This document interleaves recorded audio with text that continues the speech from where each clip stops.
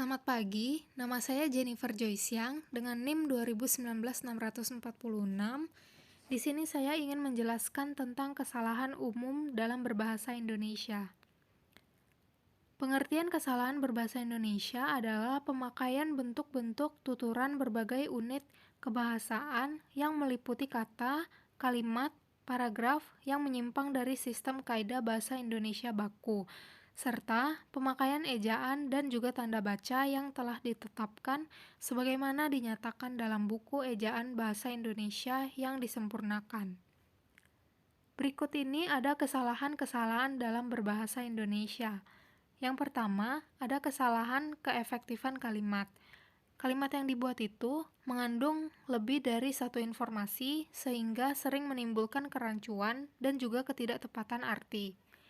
Di sini contohnya itu, mereka bekerja demi untuk mencukupi kebutuhan hidupnya. Untuknya itu sebenarnya tidak diperlukan lagi, sehingga pembenarannya itu adalah mereka bekerja demi mencukupi kebutuhan hidupnya.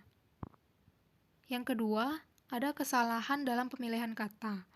Apabila terjadi kesalahan dalam pemilihan kata, maka akan menimbulkan kesalahpahaman atas arti atau makna yang dimaksud. Contohnya itu, tetangga saya sedang mencuci burung. Mencuci itu bukanlah untuk makhluk hidup, tetapi lebih cocok ke mandi. Sehingga pembenarannya itu adalah tetangga saya sedang memandikan burung. Itu adalah kata yang lebih tepat. Yang ketiga, ada kesalahan karena tidak lengkapnya fungsi kalimat. Kesalahan ini meliputi tidak adanya subjek, predikat yang jelas, serta penghilangan objek pada predikat berverba transitif. Contohnya itu, saya menikmati banyak sekali. Di sini tidak ada kejelasan dalam subjek yang ada dalam kalimat tersebut. Sehingga pembenarannya itu adalah saya sangat menikmati perjalanan ini. Selanjutnya ada kesalahan penggunaan afiks.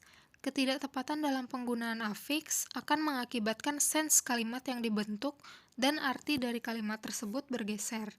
Contohnya itu, mayoritas orang Indonesia merasa kecemburuan kepada orang asing. Maaf, di sini ada salah ketik. Lalu pembenarannya itu adalah mayoritas orang Indonesia merasa cemburu kepada orang asing.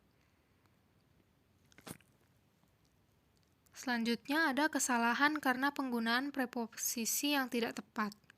Kesalahan ini berupa pemakaian preposisi yang tidak tepat dalam kalimat. Tidak dipakainya preposisi dalam kalimat yang menuntut adanya preposisi dan pemakaian preposisi yang tidak perlu dalam sebuah kalimat. Contohnya itu, saya jajan banyak di sekolah, siomay, bakso, dan cilor. Pembenarannya itu, saya jajan siomay, bakso, dan cilor di sekolah. Saya rasa kata banyak di sini tidak diperlukan lagi karena di sini juga sudah disebutkan ada 3 makanan yang menyatakan banyak. Selanjutnya ada kesalahan urutan kata. Urutan kata yang dimaksud adalah sebagai susunan kata untuk membentuk tataran yang lebih tinggi. Contohnya itu, hari ini menarik hari. Kalimatnya kurang jelas sehingga pembenarannya adalah hari ini adalah hari yang menarik. Kesalahan penggunaan konstruksi pasif. Konstruksi pasif dapat dibentuk dengan pronomina orang pertama, kedua, dan ketiga dengan pola aktif, subjek, kata me, dan bentuk asal plus objek. Lalu diubah menjadi pola pasif, objek plus di, bentuk asal, dan sufiks plus oleh plus subjek. Hanya untuk pronomina orang ketiga. Contohnya itu, masjid ini membuat untuk sultan pertama. Pembenarannya, masjid ini dibuat untuk sultan pertama. Selanjutnya ada kesalahan penggunaan konjungsi. Konjungsi digunakan sebagai penghubung frasa dan klausa dalam kalimat. Kesalahan penggunaan konjungsi akan mengakibatkan makna yang tidak jelas. Contohnya itu, Walaupun bahkan adalah memberi harapan bahwa setiap hari sesudah sampah terkumpul, sampah-sampah itu dipisahkan menurut jenis bahannya.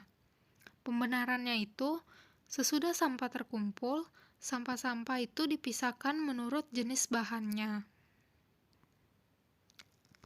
Lalu ada kesalahan penggunaan kata yang. Kesalahan dalam penggunaan kata yang dalam kalimat yang sebenarnya tidak diperlukan. Contohnya itu ada suku Dani masih hidup secara yang primitif. Sebenarnya kata yang di sini tidak diperlukan lagi, sehingga pembenarannya itu menjadi suku Dani masih hidup secara primitif. Selanjutnya ada kesalahan pembentuk jamak. Bentuk jamak dapat dibentuk dengan mengulang nomina, penggunaan numeralia, dan penggunaan penanda jamak seperti beberapa, jumlah, para, banyak, sedikit, dan sebagainya. Contohnya itu, para tamu-tamu yang kami hormati, selamat datang di acara ini. Pembenarannya itu, para tamu yang kami hormati, selamat datang di acara ini. Mengapa begitu? Karena tamu-tamu itu sudah menandakan kalau itu tuh banyak. Sedangkan para tamu saja sudah memberi makna itu banyak. Sekian presentasi dari saya. Terima kasih.